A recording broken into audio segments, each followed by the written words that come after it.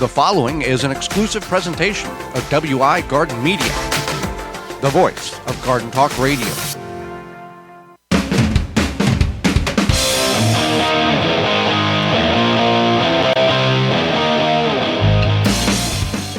Coming up on the program today, segment 1 and 2, we're going to discuss 10 suggestions to make your garden better this year, as well as podcaster and bee expert Jeff Ott will be with us, and we'll answer your garden questions. The hour is full, so join us. You are listening to the most informationally packed hour of garden-focused radio in the country and on the internet with your host, husband and wife team Joey and Holly Baird. This is the Gardening with Joey and Holly radio show. And welcome to another edition of the Gardening with Joey and Holly radio show. Happy you've taken time out of your day to allow us to be part of it. I am your host, Joey Baird. Beside me is my wife, co-host, best friend, and gardening partner, Holly Baird. This program is for you, about you, to help your garden grow better, to maintain your landscape, grow those trees healthier, and make your grass look greener, as well as preserving what you grow. Happy you're tuning in, whether you're listening to us on one of the 18 AM and FM frequencies broadcasting our program here in 2024, through a radio app, through our parent website, which is thewisconsinvegetablegardener.com. Underneath the Season 8 tab at the top of the page, podcast replay or in-studio video replay. Thank you so much for being part of the program. You are welcome to participate in the program by sending us an email, gardentalkradio@gmail.com. If nothing else, saying, hey, like your show, listening to you on this station, or listening to you via podcast, that's fine too. That's gardentalkradio@gmail.com, or give us a call, toll-free, coast to coast, at any time, at 1-800-927-SHOW. That's 1-800-927-7469. If we can't get to you while we're on the air, we will call you back with the answer to your question. Well, Holly, before we get in the program, it's time for this week's Joke of the Week. My neighbor takes a really long time to cut his grass. It's like he's in slow-mo. Artie har har. So this week's garden joke is brought to you by Rescue.com. American-made rescue use products to keep your family, home, and garden protected from pests, insects like wasps, hornets, yellow jackets, fire ants, and more. Learn more at Rescue.com. That's RESCUE.com. You not find it funny? Slow-mo. No. No? I was not. It was a swing and a miss? Mediocre joke at best. Swing and a miss? Swing and a miss. All right. Well, and it's this time of year where some are in the garden. Many are still anticipating the time to get in the garden. So we're going to go over in segment 1 and segment 2 here, first half of the show, 10 suggestions that we would make to you in order to get your garden to grow better than it's ever grown before. Because we all can learn things from each other. We're not just sitting up here on some high throne going, we're the Garden Talk radio host and we know everything. We don't. We don't know everything, and you teach us as well as we teach you. So we're going to go over these. One is covering your carrots at the time of planting. I was just going to say, this is your little favorite tip. Well, it's very successful. By covering, carrot seeds are extremely tiny. They need a very light dusting of soil on top of them in order to germinate. The problem being that soil dries out very rapidly and the soil seed contact is diminished because there's no moisture there for the seed to germinate with. So plant your seeds in a row or broadcast them in a little area, 2 or 3 square feet. Take cardboard and cover them and secure that cardboard down. Okay, let's back up a minute. If you're doing it in rows, you can use 2x4, 2x8, something solid to cover the row. You're going to plant your seed.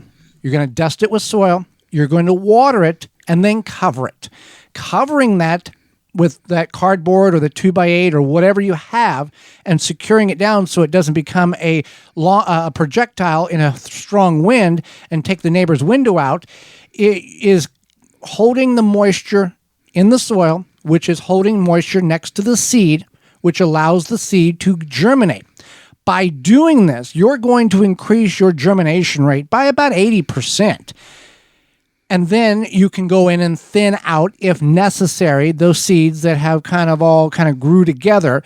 But this works very, very well and this works well for carrots, parsnips, also works well for that, to hold that moisture in. the very small seeds. Now, I wouldn't do this with radishes or anything like that, spinach or lettuce, because those are very, very quick growing germinational seeds. Carrots can take somewhere up to 14, 21 days in non-peak conditions. Right. So the next one we have is top your Brussels sprouts. You might think, what on earth does that mean? It basically means once your Brussels sprouts start to form the little heads, you can first see them start to form. Then what you're going to do is you're going to cut the top of the plant off, the plant that is flowering. Top 6 inches, Top 6 that inches. growth tip. That's what's going to essentially stress the plant out and stop vertical growth and focus energy on the development of the sprouts. And again, you've said this, Holly, before. If you've never had homegrown Brussels sprouts, that's why you hate Brussels sprouts. Yeah, I absolutely agree. I think that a lot of people were forced to eat Brussels sprouts at some point in their life by either a well-meaning parent and or grandparent or who knows. And if you've never had homegrown ones that have been cooked properly, prepared properly, then you are missing out. Grow cilantro indoors, Holly. Yeah, you can grow it indoors. We've tried to grow it. Many people have tried to grow it outside, and it bolts very quickly or goes to seed very quickly. I see what I was trying to set you up there, but I'll take the walk off home run there. So what we have done is we take party cups, or you can do this in little planter cups or planter terracotta pots, and start them in succession. You'll start one pot cilantro this week, wait a week and a half, start another pot. What is going to do, and you put on your windowsill, this allows the plant to germinate and grow 4, 5, 6 inches tall. You're going to cut it back and use it for whatever you need it for. And then you'll probably get about another cutting off of that, and then that pot is done. That's why you have another one started a week and a half later and another one started a week and a half after that. So you always have a succession of cilantro, and you can grow it year-round no matter where you live in the world. And you don't have to worry about it going to seed or bolting. Right. That's exactly what you want to do. So then cornmeal for early blight. This on is tomatoes. for tomatoes. And what you do is at the time of planting, after you have the tomato planted, but before you mulch, you take a handful of whole grain. I saw a post on one of our social media platforms today, and it was like gardeners are us, whatever, and it said, you got to listen to Kramer. It's a little picture of him saying, you got to mulch. You got to mulch. So before you mulch, let me get through this so I don't confuse our people. Before you mulch, what you do, and once you have the tomato planted, you take a handful of whole grain cornmeal. So you want to make sure it's not the processed stuff, but it's the whole grain. Yellow whole grain cornmeal, and you put it around the base of each plant. And then you do this about mid-season again as well. Like you kind of scrape the mulch back, put the cornmeal, put the mulch back. So you do this before you mulch, and this is it has a beneficial fungi in it called trichoderma, and this will help combat that early blight, and it makes a huge difference. Early blight's in everybody's soil. It doesn't matter what you do. Unless you're growing in a soilless mix, you're going to have early blight in the soil. And this makes a tremendous difference. Like I said, we learned this from a master gardener, Garden Talk host out of the Texas area, Bob Webster, about going on 10 years now. And since we've done that, we've had bright green, luscious tomatoes all the way up to the time of frost. Prior to that, like many of you, we would have the tomatoes grow, and it's great. They look good, and progressively through the season, they start dying off, and by the end of the season, you have a skeleton of a plant with some fruit hanging off of it. And the next one is grow what you can vertically. Your beans, your cucumbers, your small squashes. Grow them vertically. So this is something that Joey had to kind of learn once we started doing more urban gardening, because he grew up on a farm. And the only thing we trellised was peas. Yeah. You guys didn't cage tomatoes? We caged tomatoes, but that wasn't really considered a trellis. Yeah, that's true. And we some pole beans, but the cucumbers sprawled, watermelons sprawled. We had the space. Yeah.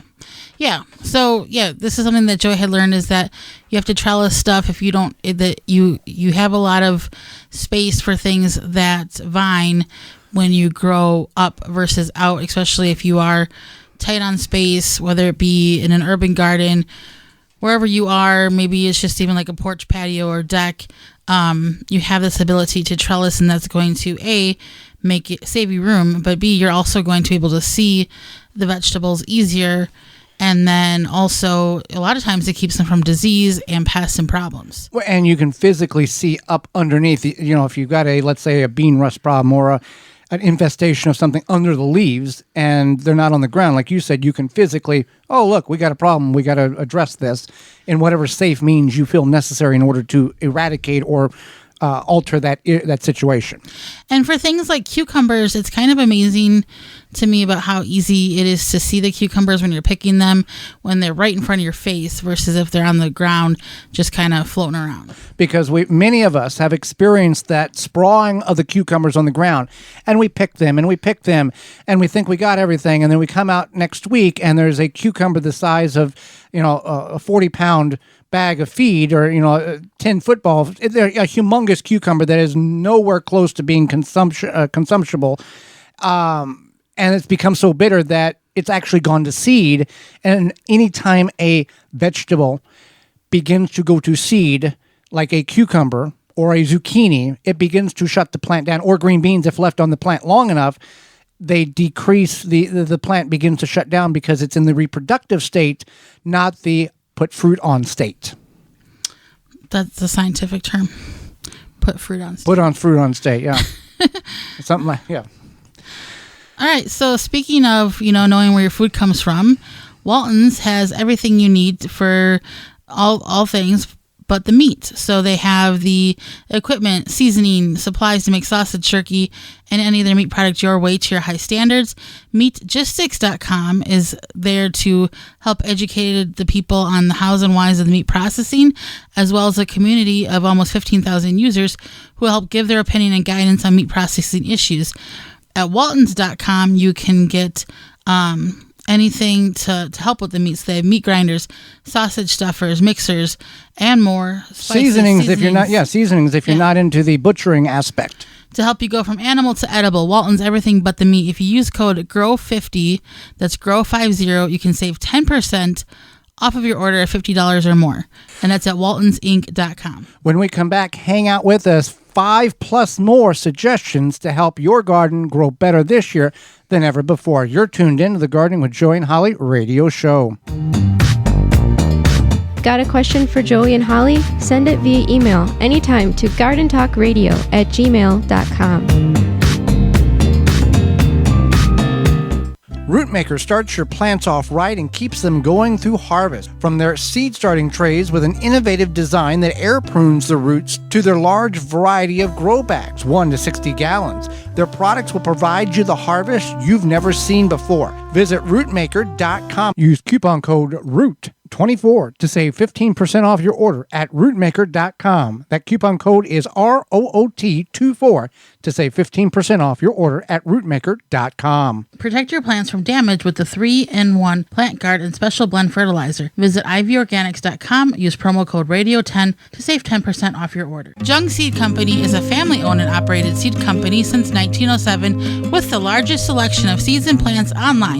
Use coupon code 10TG24 to save 10% off your order at jungseed.com. That coupon code is 10TG24 at jungseed.com for 10% off. Watering is the key to a healthy garden, but it can take up a lot of your time. Water less with Soil Moist. Grow beautiful plants with less water. Soil Moist polymers reduce your plant's watering by 50%, reduce transplant shock and soil compaction, and are effective in your soil for 3 to 5 years. It is an effective watering management aid that is ideal for internal and external plantings, such as trees, shrubs, containers, baskets, flower beds, vegetables, and turf. Soil Moist acts as a form of insurance for your plants and is environmentally friendly. It is easy to apply at the time of planting or transplanting. Spend more time doing what you enjoy and let Soil Moist work smarter for you. Bolster your plant's nutrient and water uptake with Soil Moist. Enhance microbial and plant growth. No need to spend extra time worrying about watering your plants. Easy to follow instructions right on the label. To find where to purchase and to see all their products, contact your local garden center or visit soilmoist.com. If you could double the life of your raised bed boxes by sealing the wood with a clear, non-toxic wood preservative, would you? Well, now you can with a clear, penetrating product called Internal Wood Stabilizer. It's 100% non-toxic and easy to apply. Seal your untreated wood surfaces, even chicken coops, by spraying on Internal Wood Stabilizer. It's invisible, seals the wood from the inside out, and never wears off. Recommended by organic gardening experts, Internal Wood Stabilizer. Check it out at timberprocoatingsusa.com. Have insects such as aphids or fungal gnats invaded your plants? Fight back with Summit Year-Round Spray Oil and Summit Mosquito Bits. Organic Summit Year-Round Spray Oil kills insect pests on indoor and outdoor plants. All natural mosquito bits kill fungal gnats larvae in container plants. Both products are harmless to people, plants, and wildlife. Summit Year-Round Spray Oil and Summit Mosquito Bit are available at garden centers, hardware stores, and at SummitResponsibleSolutions.com. Garden like a pro in 3 easy steps and receive customized fertilizer recommendations for your garden or lawn. Soil Savvy helps you determine what nutrients your plants need to thrive. Never again over-apply nutrients they don't need. A patented process that makes you a smart gardener. To get your soil test kit, go to mysoilsavvy.com.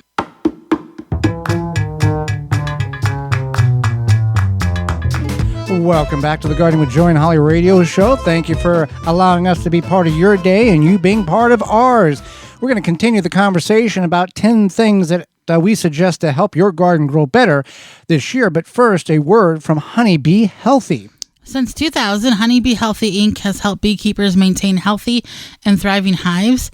Attracting pollinators to your garden this year is as simple as hanging a hummingbird feeder with a mixture of sugar water and Honeybee Healthy Original.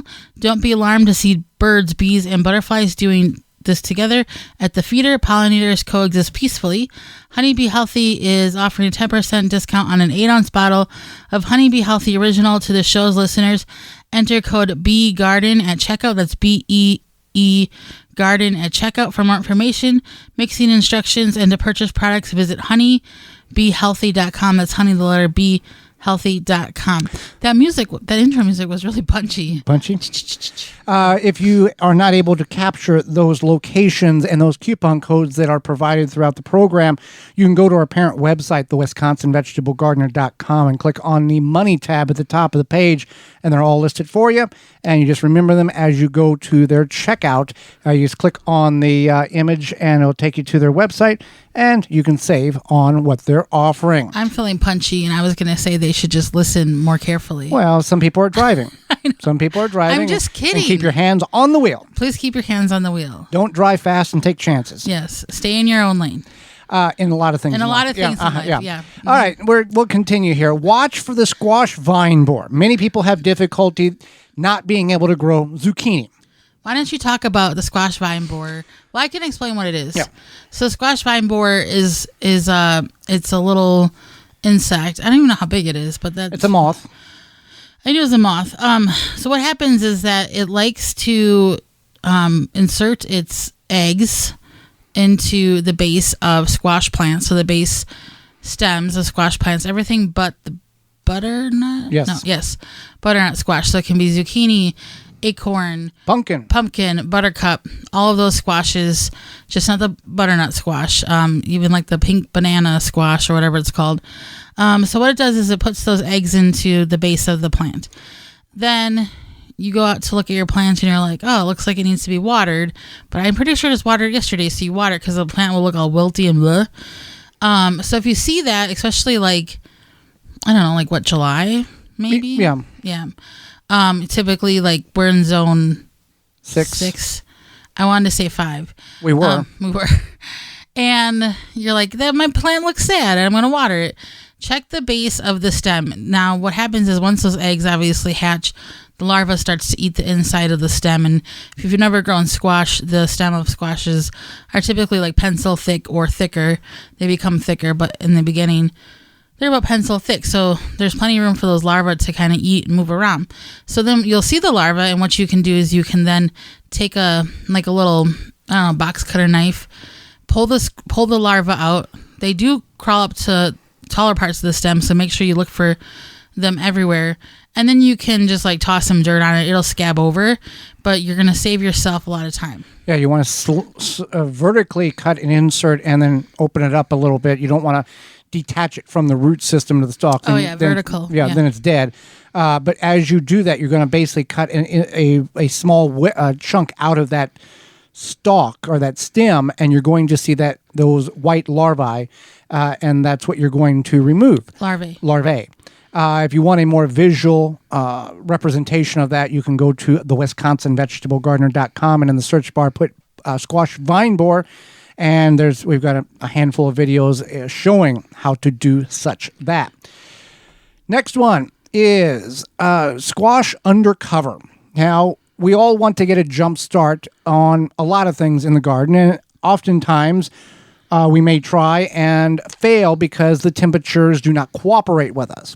What we have found to work successful in planting zucchini, we talked about squash vine borer, that's later on in its life. This is right at the time of planting. Typically, where we're at, we will plant summer squash, zucchini, crookneck, Memorial Day weekend.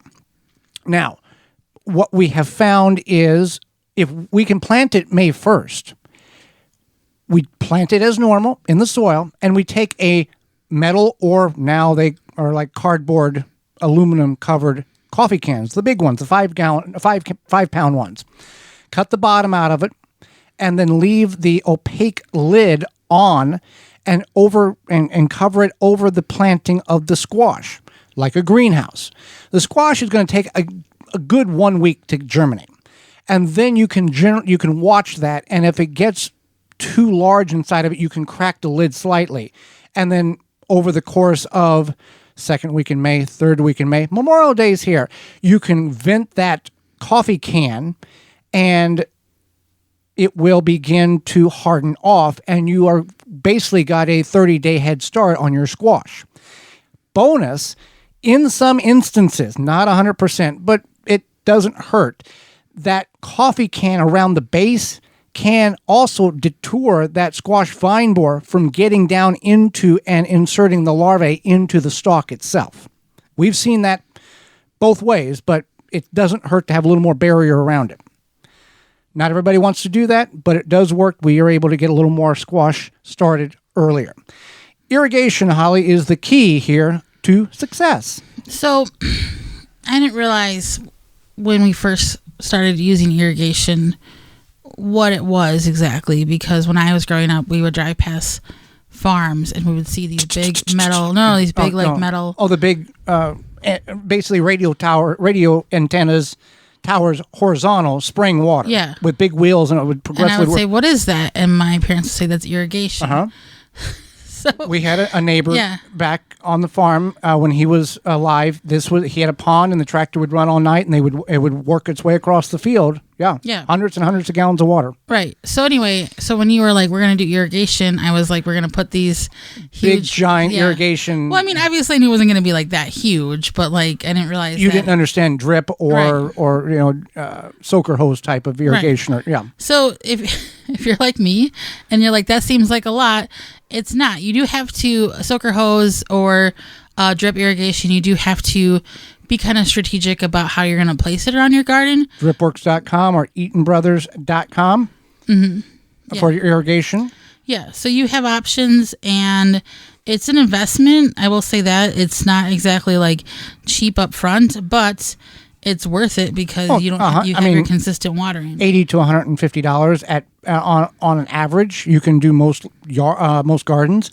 And it's incredible how well the plant grows when it's getting proper hydration on a daily basis and not getting watered whenever it rains. Right, exactly. So you do have a lot of control there. And that's the important part is like we've learned over these years that a lot of times when people have problems with their plants, vegetables, etc., it's because of a lack of consistent watering. And I hate to say it, but a lot of us are in a drought, and at this point, it's not going to get any better. So, and they have timers where we run it at 8, noon, and 5 for 20 minutes a day, for 20-minute increments. So it's 1 hour a day, and it works very well to keep the plants hydrated. Another way, in addition to the irrigation, is mulching. There's many different types of natural mulches in which you can apply on top of your soil. Mulches do multiple tasks. 1, holds the moisture in. 2, cools the soil. 3, suppresses some, not all of the weeds. So by doing that and keeps the soil healthier, allows more good insects to be active closer to the top of the soil. And we learned last week, it's horizon is the scientific term, not topsoil.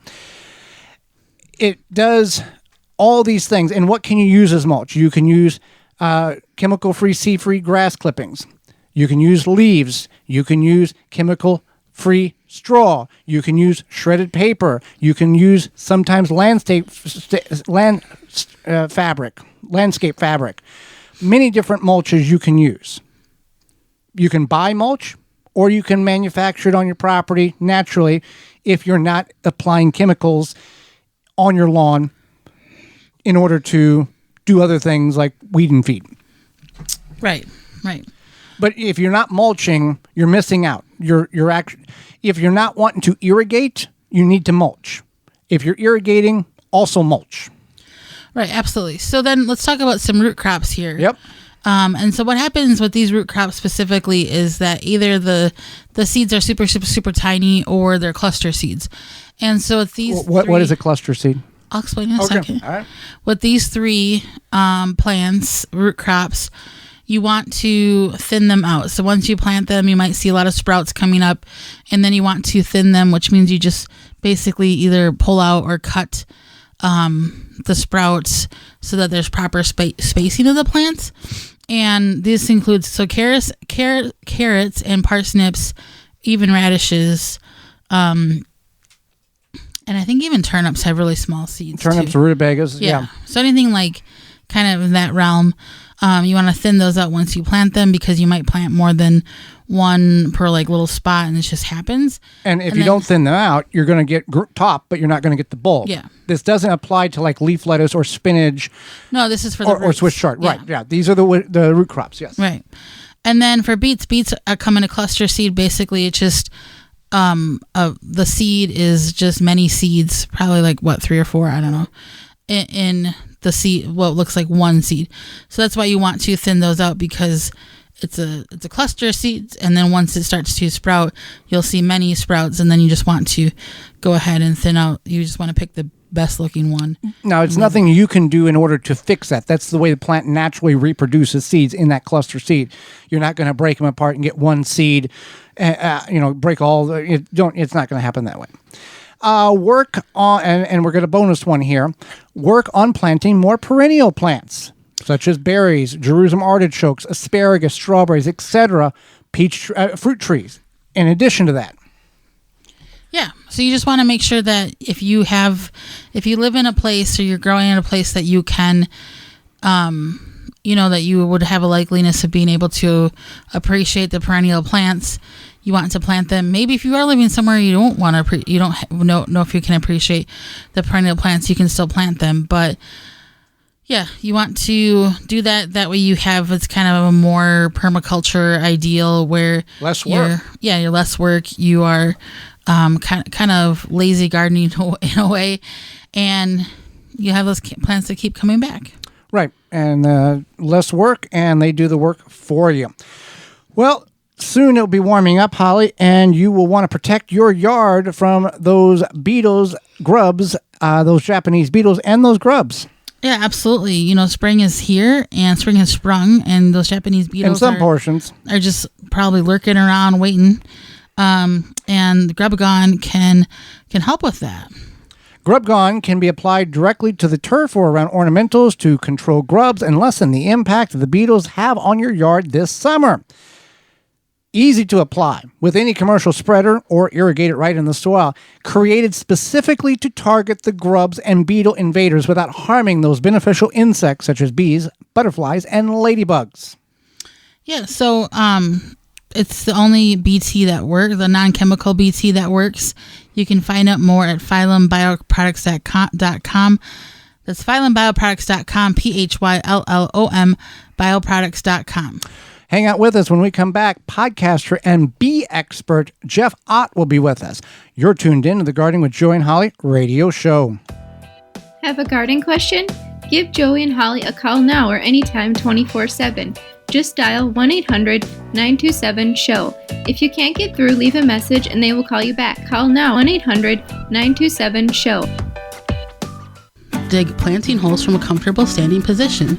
Step, twist, pull, and plant. Visit ProPlugger.com. Transform your exterior wood surfaces with Rubio Monocoat's new Duro Grit. Say goodbye to multiple coats thanks to Duro Grit's incredible patented one-layer technology. Enjoy vibrant, durable color that won't peel or flake even in the harshest conditions. Rubio Monocoat Duro Grit is tomorrow's UV protection for exterior wood. Learn more at RubioMonocoatUSA.com. Use code JOEY for 10% off. That's RubioMonocoatUSA.com. Pomona's Universal Pectin is a high-quality pectin that gels reliably with low amounts of any sweetener. If you're trying to reduce the amount of sugar in your diet, you'll love Pomona's Universal Pectin.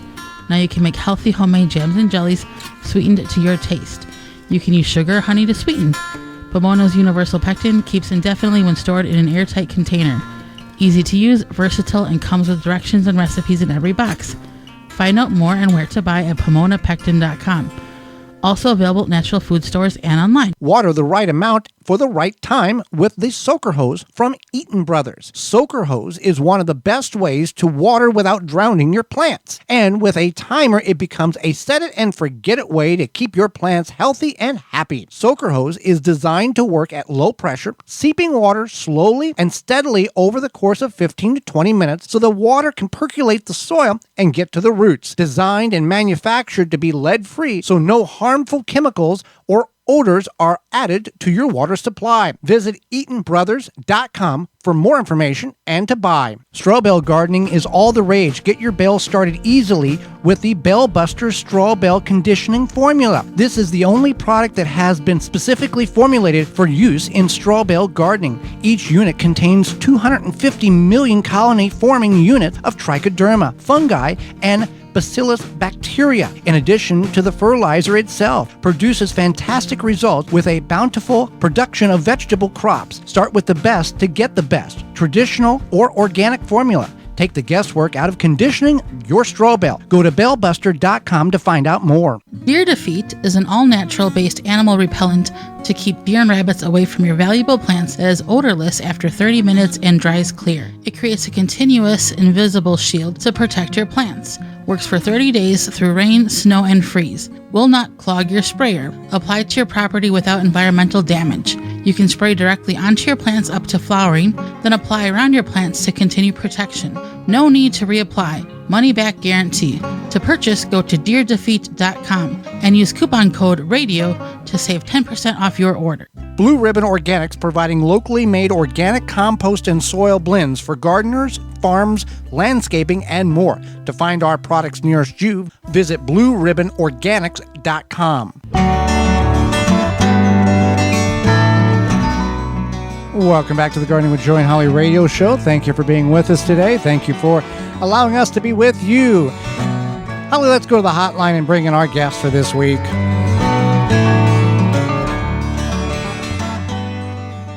Jeff Ott is a Washington State master beekeeper and the producer and co-host of Beekeeping Today podcast. He has been interested and passionate about bees even since he was a small child. Welcome to the program, Jeff. Well, thank you, Holly. Thanks, Joey. I'm happy to be here. Well, we appreciate you taking time out of your day not only to educate Holly and myself, but all of our listeners. And I'll start with, it's a two-part question. One, how did you get into beekeeping? And two, you are a master beekeeper. What is the classifications? What does that mean? Sure.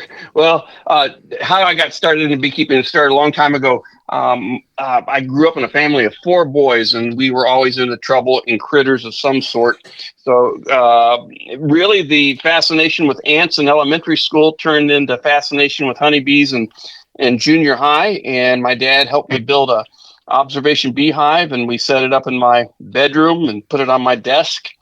And we ran a tube out the window and had my first beehive back then. So ever since then, I've had a fond interest in honeybees and have kept after it one way or the other. So yeah, it's been a long time pursuit. A master beekeeper, boy, that's a master beekeeper is a title that's a certification that's provided by many states, extension agencies, or state universities, and there are some private organizations that also provide that specialized training and certification to become a master beekeeper. So to become a master beekeeper, like I know for master canners, a lot of states only allow so many. Is it kind of like the master gardener program where anybody could become a master beekeeper, or do they limit it, or does it not matter? The numbers are not limited.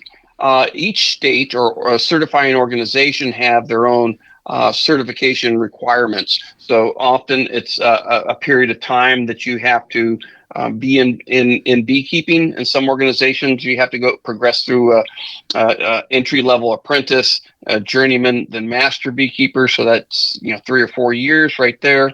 Or some organizations, there's perhaps the biggest, most prestigious master certifying program is probably EAS, or Eastern Apicultural Society. It's run out of the East Coast, Massachusetts, I believe.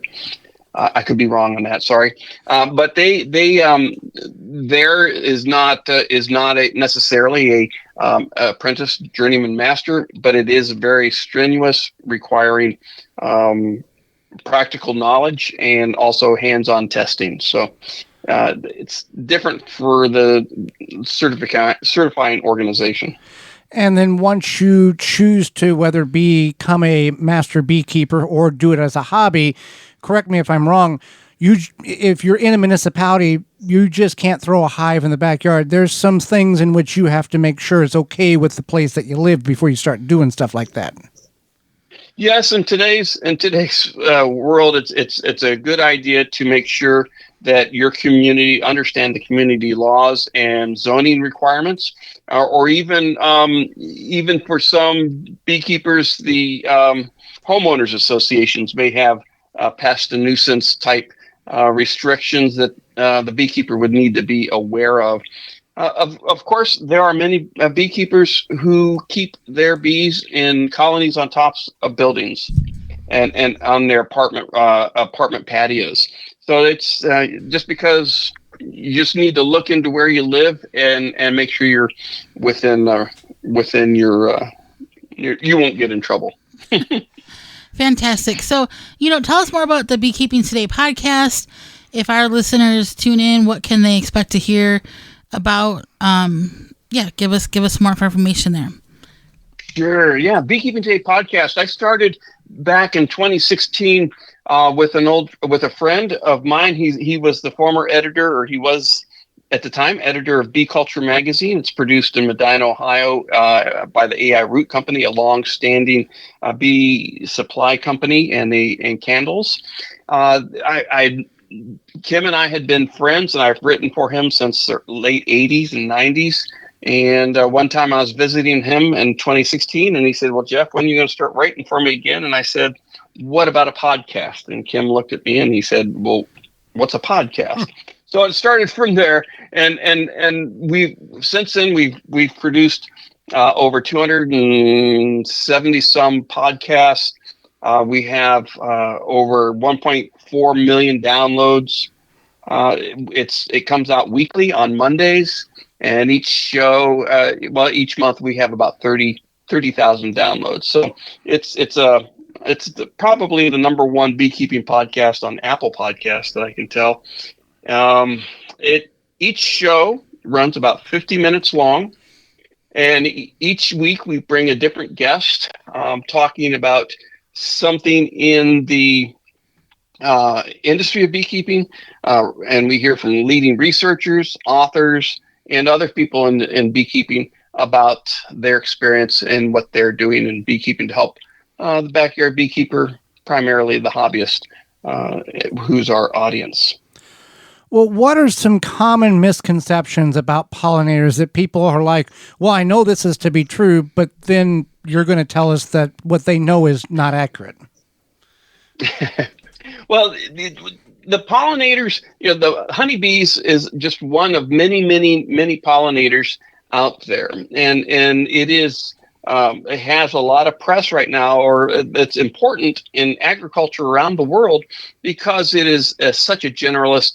It's easily transportable, and there's many reasons why the honeybee is really the workhorse of the pollinator industry. But for all pollinators, pollinators around the world is they're all local, and pollinators aren't one size fits all when it comes to habitat. Some are tied to a single flower or species that they need specifically to survive. And while most people are very familiar with the nesting habits and the highly evolved social behavior of honeybees, that most bee species are solitary and live in tunnels or stems of plants and bushes, and they're pretty much loners. So perhaps the pollinators is that there's pollinators come in all form and factors, everything from a bat to insect to birds. So pollinators is a big, wide area. Yeah. So if you can't keep bees per se, what are some other ways people can help the pollinator population? Yeah. If you can't keep bees, there's lots that you can do for all pollinators, not just honeybees. If you want a garden, you want to have a garden, some of the best plants you can plant for all pollinators are herbs. Most of them flower at some point, and letting them flower are great for the different pollinators, from butterflies to bees to flies. Check with a local extension agency or your state university. They will be able to advise homeowners for the plants that are proper for their area and their region, that are attractive to pollinators. On top of that, you can participate in No Mow May, and that is a way of remembering in May, and in many locations. The ground cover comes up, the dandelions come up. Just let those come up. Those are very important early spring flowers for honeybees and other pollinators, for the pollen and for the success of the season. So enabling and providing that space for honeybees and other pollinators is really important. Maybe mow the front yard green so it looks good from the street, but in the back provide a lot of pollinator space, let it grow wild, or plant a pollinator garden. Well, and you said the target word. A lot of people don't like dandelions, and they do everything they can in order to get dandelions out of their yard. But yet, dandelion seeds can fly 5 miles. And I read a study the other day that they've been believed to have traveled from the United States over to Europe in the air. So just because you kill everything out of your yard, they're going to fly over and reseed in your yard anyway. So leave the dandelions. They're there for like 2.5 weeks, and just tolerate them. Yeah, they're really important source. I mean, if you really wanted to get into it, you can pick the young shoots of the leaves of the dandelion, and they're a really good source of iron and other vitamins right in your front yard. So I think we've become too, well, I don't want to go down this hole, but we've become too focused on a spotless green yard, and right. I think that's difficult. Right. Well, we're always learning things all the time. What is something unexpected that you have learned recently about either beekeeping or the pollinator in general? Well, the thing that fascinates me is the social dynamics of the honeybees, and that you have the individual bee, but you have the interaction of all those 60,000 bees in a colony, or 10,000 bees in a colony, that they all work together to a purpose of surviving the year, surviving the season, collecting pollen and honey, and the single most exciting thing that has come out that I've just recently learned and stated as a fact, that honeybees are one of the few animals besides humans, is the only other animal besides a human who can communicate a location, an exact spot to another of their species without drawing a map, without leaving a trail, without leaving a chemical trail to that location. And they do that through a specific dance in the dark, in the hive, that's called a waggle dance. And they dance and they can communicate the distance from the hive, the direction, and they can lead their sisters. And of course, all honeybees are all female that do all the work, lead their sisters to that exact location, whether it be nectar, pollen, water, or other, or even a new nesting site when they're swarming. It's amazing. Interesting. And we can go on the internet and look at videos of beehives. Not every single bee has a job, knows what to do, and none of them are standing around waiting to figure out what the next thing to do is. Yeah, pretty much. So there are some, if you had an observation hive, yes, you would see some just sitting around, in a hive. They don't know why. Maybe they're holding they serve a purpose. Many times they're providing air circulation within inside the hive. They're fanning their wings. So it's everyone's doing something to help everybody else out. That's definitely amazing. So we really appreciate having you on the show today, Jeff. How can people find out more about you and your podcast? Sure. We have a website, of course. It's www.beekeepingtodaypodcast.com. And if somebody wants to start getting into beekeeping, we have a special series of podcasts, and you can go to our website to find that, or just go to howtogetstartedinbeekeeping.com, and that'll take you right to our site. There's a lot of information out there. And we also have two other podcasts, honeybeeobscura.com, and that's specific management techniques about honeybees. And then 2millionblossoms.com. I produce that for Dr. Kirsten Trainer, and it's about all pollinators, not just honeybees. So I suggest to your listeners that you visit all three sites. Absolutely. Well, Jeff, we greatly appreciate the time you've offered and the education which you've shared with us, and Holly, myself, and all of our listeners. We thank you very much for that. Well, thank you very much. It's been my pleasure to join you. Absolutely. And when we come back, it's going to be your garden questions, our garden answers. You're tuned in to the Garden with Joy and Holly radio show. Got a question for Joey and Holly? Send it via email anytime to gardentalkradio@gmail.com. Take the guesswork out of composting with the AeroBin 400 or smaller 200 for easy composting. The AeroBin mimics how nature decomposes waste. The AeroBin is easy to use. You prepare your balanced organic waste, just open it up, drop it in, and close. After a short time, fertile compost is produced, which is easily accessed via the lower side door. The thermal insulation in the AeroBin conserves heat, leading to rapid breakdown of the biomass, and works efficiently year-round, even in cooler regions. There is no need to turn the biomass, and it is pet and rodent resistant. It has little odor and can kill annoying weeds and seeds. It is BPA free. The AeroBin 400 or 200 comes with a reservoir at the bottom to collect the leachate. When diluted, makes for great compost tea liquid fertilizer. AeroBin composts kitchen and garden waste quickly. Easy to assemble with no special tools needed. The AeroBin makes composting rewarding and easy. Go to burpee.com or homedepot.com to purchase. Are you bugged by bugs? You need Naturally Green Products No More Bugs, environmentally friendly. Made in the USA, No More Bugs is a cedar blend that repels and eliminates mosquitoes, no-see-ums, ticks, fleas, roaches, ants, and more.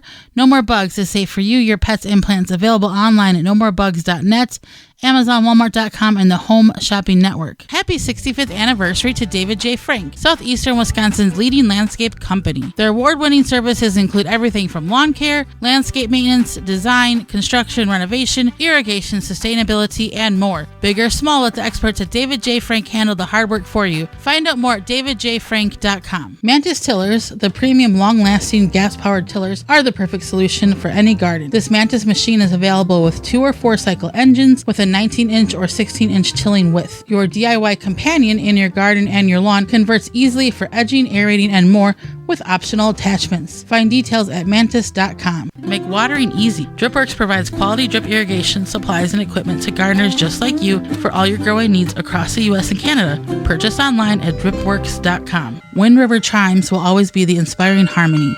With a large selection and customization options, you will find the sound that soothes you. Visit windriverchimes.com to shop and find out more. Soil Diva Liquid Microbe Stimulant Spray improves the health of your plants you work hard to grow, stimulates the natural enzymes, and increases beneficial soil bacteria. Go to soildiva.net. Soildiva.net. Welcome back to the Gardening with Joy and Holly radio show. It's time for your garden questions, our garden answers. You've got a question, you can send it on over. GardenTalkRadio@gmail.com. That's GardenTalkRadio@gmail.com. Or give us a call now or anytime, 24/7, 365 at toll-free, coast-to-coast, 1-800-927-SHOW. That's 1-800-927-7469. And if we can't get you on the program here, we will leave a message and we will call you back. We had a couple of phone calls come in this week. We're going to go over to Chippewa Falls, Wisconsin, and a listener listening to us on WOGO680 AM and FM 103.1. Hi, my name is Krista, and I live in Chippewa Falls. Last year in our garden, we noticed with our potatoes, they actually had hollow areas in the middle of the potato, and I'm wondering what we did wrong. Okay, Holly, can we help her with that? Absolutely. So I forget what it was called. Hollow heart. Yeah. Yeah. So what happens is that when your potatoes are growing, then they don't have enough water, whether they're, it's whether through you or irrigation or whatever, or rain, then the tuber grows without the middle. Basically, it grows like the outside portion of the potato, and then the tuber doesn't grow the middle. And then once it has water, it does grow. Once it has more access to water, it does grow more on the inside, but it doesn't always fill in the center. And that center is sometimes, or most times, kind of a brownish, blackish, almost to the, you would think, it's kind of like the similarities to blossom end rot on tomatoes. It doesn't get enough of something, so it can't form the what it needs to do in order to form. That's what's happening. The potato is edible. You can just remove that portion from the center of the potato. And I have also seen this in some store-bought potatoes too, some russets that have the hollow heart in them as well. So let's go to the next question here. Listening to us, I believe, on WMBS 590 AM and FM 101.1 out of the Pittsburgh Uniontown area. Yes, my name is Philip, and I'm getting ready to plant my tomato and pepper seeds. Someone told me I need to soak them in warm water for 12 to 15 hours. I've never done that. I've raised my seeds every year. Will this be helpful? Okay, so what happens is you can soak your seeds, but you don't have to. Most people don't soak those pepper and tomato seeds. It's not necessary. Larger seeds like okra that have like a tougher seed coat. You can even do like pumpkin seeds. Like large stuff. Yeah, things like that. You can soak those, but peppers and tomato seeds are still fairly small. It's not going to hurt. If you did soak them, it's not going to hurt them, but it's not something, it's like an extra step that is really not necessary. Right. So if you want to be like them, you can certainly do that at 1-800-927-SHOW, 1-800-927-7469. Let's knock out some more questions here, see what we can get through to the top of the hour, Holly. How can you control weeds in your garden? I've had so many last year. This is a never-ending battle, unfortunately. One thing I know we always recommend mulch, but that will help suppress weeds. Is it going to suppress them all? No. Like maybe an extra 80 hours a week. Instead of 24 hours a day, make it about 34. Oh, yeah. It's a joke. I get it now. Swing and a miss again. Okay. Maybe you should just stop with the jokes. Yeah, but time is the enemy here, and also it depends on how large your garden is. and how frequently you can get out there to control or remove what weeds are coming up. Whether it's ground or raised bed, you can have weeds in both situations. There is the option of a weed fabric or a weed barrier. That is not necessarily natural. It's a synthetic material that helps suppress the weeds. You would put it on top of your irrigation system, and you could put mulch on top of that to reflect some of the sunlight, because it's going to be black. It's going to absorb some of a lot of the heat. That's one option to slow down your weed issue. You don't want to do chemicals. There are natural weed killers. Nat Green Products has a natural weed killer that you can use, that can be sprayed, non-selective broadleaf spray. So, I mean, there's some options there, but just really getting on top of it and removing the weeds as you see them come up is probably the best way to go about doing that. All right, are domes over my seedlings necessary? Yes and no. So domes you can use them on seeds to help kind of keep in the warmth to germinate. Is it necessary? No. We haven't done it for years. I was going to say, I'm just thinking, I'm trying to remember the last time that we did that, and it's been a long time. The other issue in which the dome will accelerate is mold and fungi growing. You'll get like a mold on your plants or your soil because it can't dry out. It becomes a bog. It becomes a tropical environment, almost to the point where it's too much humidity. Now, when the seeds are germinating and are popping through the soil, you want to remove that dome. You don't want to keep it on it.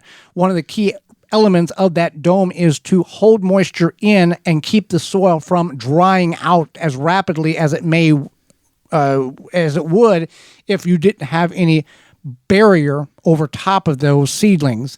That's kind of the point of that dome. So we wouldn't recommend it. It can cause a lot more problems than benefits, in our opinion. And that's what we got. Will big potatoes grow big potatoes, Holly? I have one sprouting potato in the kitchen that we bought from the grocery store, which you can plant. That we talked about that a couple of weeks ago. And it's the size of a small football. I told my wife not to cook it because we're going to plant that sucker. So, I feel like this is a conversation you and I would have. Uh-huh. You'd be like, just don't touch this. And I'd be like, you'll be like, what is this? And I'd be like, that's my emotional support potato that we're going to plant. Uh-huh. Yeah. So, everything is an emotional support, something to me, by the way. So anyway, the size of the potato does not affect the size of the tubers. So basically, the potato will grow to what its capability is. So if you have rich, nutrient-dense, well-fertilized, well-watered soil, that potato could grow as big as the potato that you have. Is it likely? Probably not, but it could grow to a nice size. If you don't have very nutrient-dense soil, if you don't have proper watering, if you don't give it proper space, it might not grow very well at all. It's going to sit there and rot. Yeah. So you want to make sure that you are providing the best environment for it to grow to the best of its ability. Many people choose to cut their large potato into seed potatoes into pieces. The advantage of doing this is your seed will go further and likely produce a higher yield. If you do choose to cut your potato, you want to do them no smaller, at least 2 eyes per chunk, and no chunk smaller than a medium-sized chicken egg. Is there a way to warm the soil up faster so I can plant sooner? Don't do that. I mean, there might be a way, like, I don't know, blowtorch or something, well, but high tunnel, low tunnel, yeah. Cold frame. Yeah, no, but the soil itself, I don't, the high tunnel will kind of keep some warmth, but you don't want to rush the process for a number of reasons. One, even if right now you warm the area, say it's 40 degrees where you are, you warm the area to 60 degrees. If it drops to like 20 degrees, which is likely to happen, you're not ahead. You think you're ahead, but then it could be a problem. Right. Yeah. So don't look at that long-range forecast. And if you've never planted your fill-in-the-blank plants this early before in your gardening career, that doesn't mean this is the year you can do it, because we've had unusually warm or unusually warmer time periods when there should have been, or in past years have been, feet of snow on the ground. So keep that in mind. So with that being said, Holly, what did you learn today? You go first. I learned that you had no clue what irrigation was when we started to put That doesn't count. It does too. I learned that. That is a form of learning. Okay, fine. Yeah, I didn't know you didn't know what irrigation, the concept of irrigation was. I guess I didn't. Like, I knew what soaker hoses, but I thought that those were for, like, people's yards versus their gardens. Garden, okay. Yeah. I learned that I knew that after figuring out we were going to have Jeff on the program that there is a master beekeeper, but I learned more about what it takes to become a master beekeeper, which is, to me, is always interesting. You know, whatever the qualification is for that person, I think it's interesting. What we learned today is brought to you by Honey Bee Healthy. Whether you're a gardener, bee hobbyist, or a professional beekeeper, Honey Bee Healthy Inc. has a product to help you maintain a healthy hive and thriving garden. For more information on how to use Honey Bee Healthy in your garden, visit honeybeehealthy.com. Tune in next week for the program where we'll go over 5 of the easiest vegetables that you can grow in your garden, as well as gardening on a budget. Our guest is author Jennifer McGinnis, and will answer your garden questions. So until next week, for Holly Baird, I'm Joy Baird, and we will see you in the garden.